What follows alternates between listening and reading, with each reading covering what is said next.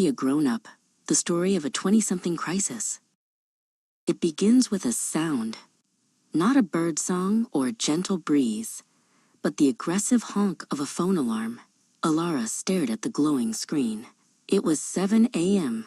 In the world of grown-ups, this is when the productivity happens. Ilara, however, felt mostly like a damp sponge.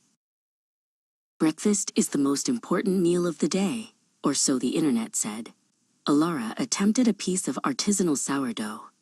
The toaster, a temperamental beast, had other plans. It didn't just toast the bread.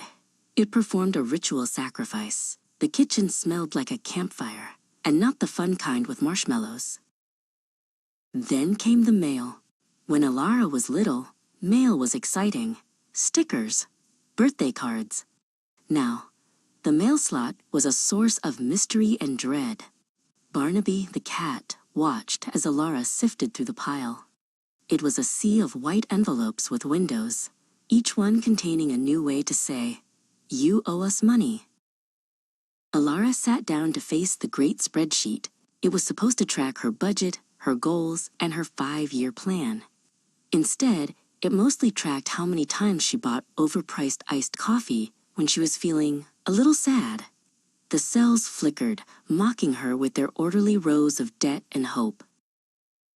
To be a grown-up, one must eat green things. Ilara went to the grocery store and bought a bunch of kale. It looked very professional in her basket. She looked at it with respect. She knew, deep in her soul, that this kale would live in her fridge for 3 weeks before turning into a puddle of green sadness. Laundry is a cycle of grief. You wash, you dry, and then you face the folding. Ilara and Barnaby stared at the mountain of fabric that had occupied the armchair for 4 days. It wasn't just clothes, it was a monument to her inability to match socks. Barnaby decided the mountain was his new kingdom. Her phone buzzed. A friend wanted to go out. Out meant putting on real pants. Out meant spending money she had already spent on the great spreadsheet. Ilara typed a message about being very busy with adult responsibilities while she settled into the couch in her oldest pajamas. Taxes. The word alone felt like a heavy fog. Ilara spread the forms across the floor. They asked questions about her life that she wasn't prepared to answer. Are you a dependent? Do you have any assets? Ilara looked at her cat. Barnaby was her only asset, and he didn't even pay rent. The crisis reached its peak when the internet went out. Ilara sat in the dark with Barnaby and a lukewarm pizza.